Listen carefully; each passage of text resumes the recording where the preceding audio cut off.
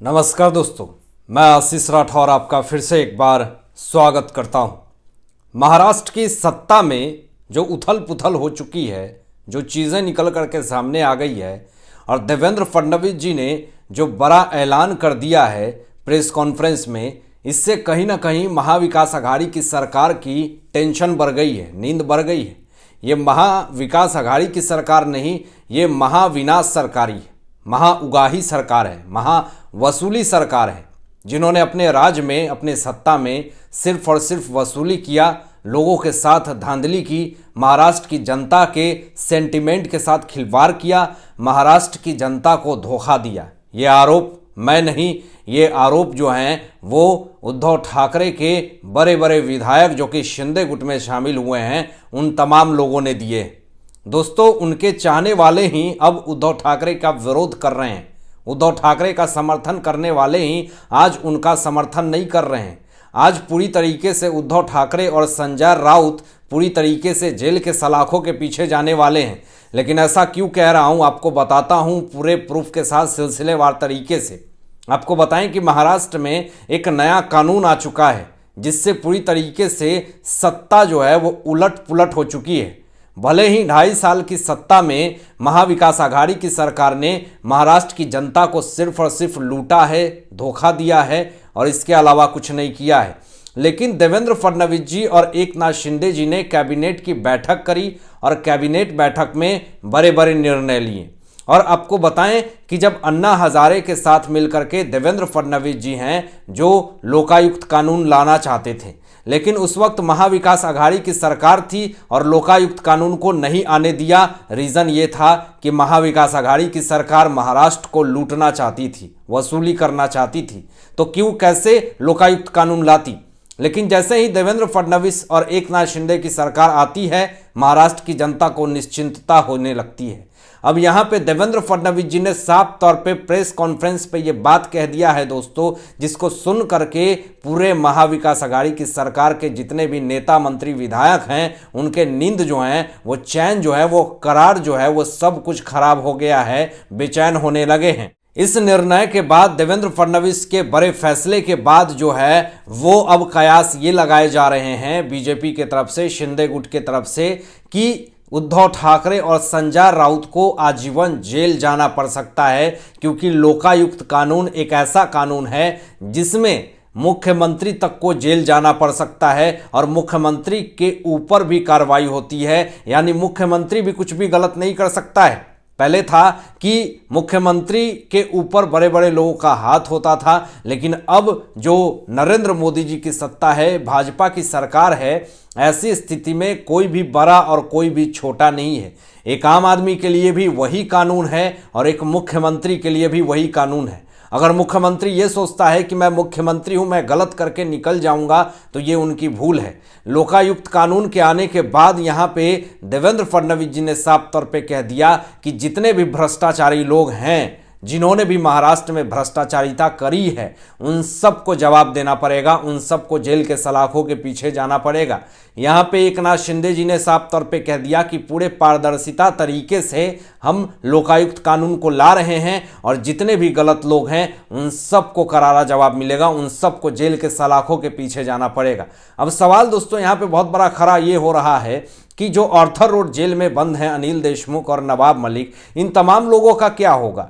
जो terror funding कर रहे थे, ड्रग्सबाजी कर रहे थे और दाऊद के गुर्गों को पनाह दे रहे थे, इन तमाम लोगों की परिस्थिति क्या होगी? जब लोकायुक्त कानून जब आ गया है, मुख्यमंत्री तक बात आ गई है, तो ये छोटे मोटे चिल्लर लोग के साथ क्या होगा?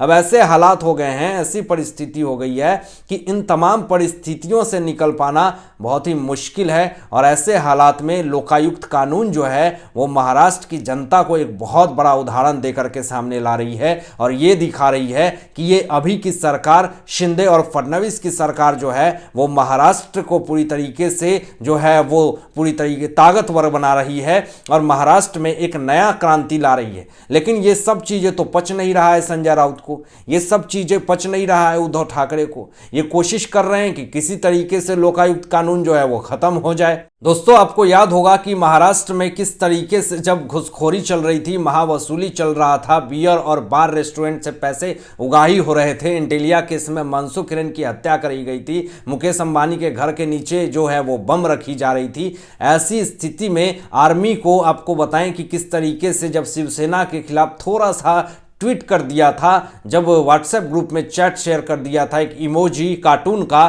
तो उनके आंख को फोड़ दिया गया था, मारा पीटा गया था शिवसेना की तरफ से, उद्धव ठाकरे की शिवसेना की तरफ से। तो उस वक्त बीजेपी ने पूरी तरीके से विरोध किया था कि महाविकास आघाड़ी की सरकार जो है वो गुंडा सरकार है, ये सरकार ज़्यादा दिन चलेगी नहीं। और महाविकास आघाड़ी सरकार को हटाने के लिए पूरी तरीके से रैलियां हुई थी, लोगों ने विरोध किया था और देवेंद्र फडणवीस जी ने यहां तक कह दिया था कि राष्ट्रपति शासन लागू किया जाना चाहिए। लेकिन इतना ज़्यादा विरोध होने के बाद भी, इतनी ज़्यादा महाराष्ट्र में धांधली होने के बाद भी उद्धव ठाकरे ने राष्ट्रपति शासन लागू नहीं होने दिया और जो महाराष्ट्र में हो रहा है उसमें कान में तेल डाल करके चुप्पी साध करके चुपचाप बैठे हुए थे और एक शब्द भी नहीं कहा कि महाराष्ट्र में गलत हो रहा है, राष्ट्रपति शासन लागू होना चाहिए। लेकिन जिस तरीके से एक तरफा राजनीति खेलते हैं उद्धव ठाकरे, और ऐसे हालात में क्या महाराष्ट्र की जनता कभी भी दोबारा उनको समर्थन देगी? महाराष्ट्र की जनता कभी चाहेगी कि महाराष्ट्र के मुख्यमंत्री उद्धव ठाकरे हैं? नया पैंतरा खेल रहे हैं कि हम पूरी तरीके से महिला को मुख्यमंत्री बनाएंगे, महिला को इज्जत देने की बात कर रहे हैं उद्धव ठाकरे। लेकिन आपको बता दें दोस्तों कि यही महिला का अपमान किया था उद्धव ठाकरे ने, किस तरीके से नवनीत कौर राणा जी के साथ अपमान किया गया था, किस तरीके से महिला ही तो थी नवनीत कौर राणा जी, उनके साथ अभद्रता करी गई, उनको जेल में डाला गया। सिर्फ यही तो उनकी मांग थी कि मातोश्री के बाहर हनुमान चालीसा का पाठ करूंगी ताकि हिंदुत्व की आवाज़ जो है वो बुलंद होगी। लेकिन किस तरीके से नवनीत कौर राणा जी को और रवि राणा जी को जेल के सलाखों के पीछे डाल दिया गया था। आज महिला की इज्जत की बात करते हैं उद्धव ठाकरे, लेकिन ये तमाम चीज़ें, ये सब एक ढोंगपनी लगता है।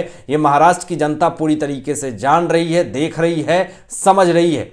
उद्धव ठाकरे जिस तरीके से वर्क फ्रॉम होम करते हैं और कभी भी मंत्रालय तक नहीं गए, वो आज रैलियां कर रहे हैं, माविया मोर्चा कर रहे हैं। तो ये सब जो ढोंगपनी है, ये सब राजनीति जो है वो महाराष्ट्र की जनता भी पूरी तरीके से देख रही है, जान रही है। दोस्तों, एक और समस्या ये भी है कि जो शिवसेना सांसद रह चुके हैं संजय राउत, पात्रा चौल स्कैम मामले में फंसे हुए थे, गिरफ्तार थे, उनको ऑर्थर रोड जेल में रखा गया था, 100 दिन से ज़्यादा वो रहे थे, लेकिन फिर भी उनकी हेकरी नहीं निकली है, भड़काऊ बयानबाजी अभी भी देते हैं। तो लोकायुक्त कानून आने के बाद हो सकता है कि संजय राउत फिर से जेल के सलाखों के पीछे जाएं। जो स्कैम इन्होंने किया है फिर से इनको जेल के अंदर डाल दिया जाएगा। और देख लीजिए कि महाराष्ट्र के पूर्व मुख्यमंत्री उद्धव ठाकरे हैं जो इस तरह का बयानबाजी देते हैं, ये कहते हैं कि छत्रपति शिवाजी का नाम लफंगे लोग नहीं ले सकते हैं। ये बहुत ही शर्मनाक और बहुत ही नीच शब्द का प्रयोग किया है महाराष्ट्र के पूर्व मुख्यमंत्री उद्धव ठाकरे जी ने। इससे काफ़ी ज़्यादा विरोध किया जा रहा है उद्धव ठाकरे जी का कि ये एक मुख्यमंत्री रह चुके हैं महाराष्ट्र के और ये लफंगा शब्द का प्रयोग कर रहे हैं। ये शिक्षित लोगों के ऊपर शोभा नहीं देता है। क्या महाराष्ट्र के पूर्व मुख्यमंत्री उद्धव ठाकरे शिक्षित नहीं है?